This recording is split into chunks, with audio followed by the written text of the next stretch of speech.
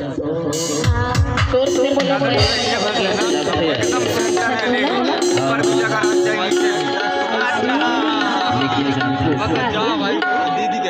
ये तो करेला ले अगर कौन को ले जाओ और आप हैं आनंद जी बदरौड़ी सरपंच आनंद जी बदरौड़ी सरपंच इंद्रसेन बराबी जनपद सदस्य द्वारे केवटी जनपद सदस्य पूरा सिंह बसराव सरपंच करहनी हरवंश सरोता बंसी शुभम बारो सेवर दरी आप सभी को बहुत बहुत धन्यवाद हमारे इस कार्यक्रम में उपस्थित हुए आपको बहुत बहुत धन्यवाद। अब आपकी तरफ से 50 रुपये सपने में सॉरी 550 रुपये सपने में और कहा के जानते हो अरे तोला देंगे माया माया होगी इस लागला बोलते से लेकिन जानते हो